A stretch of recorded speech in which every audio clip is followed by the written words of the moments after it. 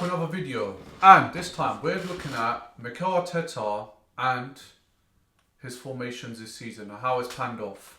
But before I go any further, why don't you hit the subscribe button, helps out the channel a lot, and look out for more interesting videos like score predictions and post-match analysis. So, Pep Guardiola, he respects Mikel Arteta highly.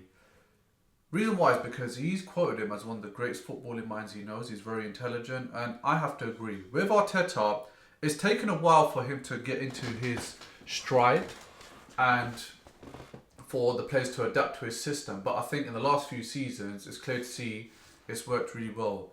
I'll say 95% of the time, Arteta's plan does work off. That 5% is when we lose silly games like last season, February, West Ham at home. So, what formation does Arteta love? It is the 4-3-3. The 4-3-3 is a very traditional setup. A lot of people even use it on FIFA. My boys, Erkin, Jamal, they always use it. And guess what? They still get smoked. But Arteta, on the other hand, he uses it and wins majority of his games.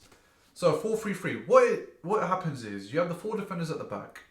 But aside from the defenders, up front, the 3 attacking players is where the magic happens. And what that is constant pressure on the defenders. A lot of teams now, they play up from the back. It's that Pep style of football, I know, but this is something that they've started to implement in the Premier League and other leagues around the world. And what happens is, with Saka, Ødegaard or Martinelli, whoever's starting up front, their job is to pressure the defenders from the get-go.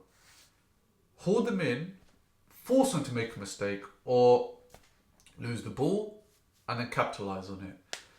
The good thing about Arsenal is this formation does work. However, depending on the opponent and the scoreline, what happens is we transition into a 4-2-3-1.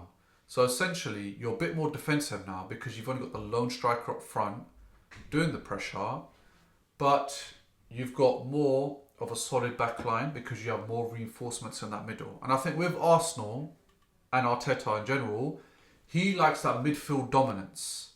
I think that's why he's invested heavily with Declan Rice and Zubimendi. And you can see that when Declan Rice pushes up, you see Calafiori slot into that Declan Rice position in the midfield. And that wing-back system works really, really well because what you're doing is, even though you've got a Declan Rice going up to attack or support the attack, you've got cover in case there is a counter-attack. And what happens is, to Calafiori's position, Martinelli will then drop back. And that's one thing I do love about Martinelli. He might not be the best scorer on the left wing. He might not get the most assists, but his off-the-ball ethic is amazing. And that's what sometimes gives us that lead or hold on to a scoreline because he's doing 2 jobs. He's defending and attacking. With Ødegaard also, because he's such a powerhouse and he's got great ethic as well when it comes to running at defenders, he's constantly applying pressure when he's not on the ball. And I think that's where Arsenal have real qualities to off the ball work. And last year, how that compares is we would always dominate midfield, but the attack, it wasn't flowing because we never had a solid number 9. Havertz got injured for part of the season, Saka, Ødegaard. So it's very, very hard with a limited amount of numbers on the bench with quality to get those goals in. So I feel like this year it's more confident in terms of the players we brought in and allowing that system to flourish. So let me know your thoughts in the comments below about Arteta's formation. Has it worked? Who would you change? And do we still need reinforcements to fill in certain positions? Let me know your thoughts below. Till next time.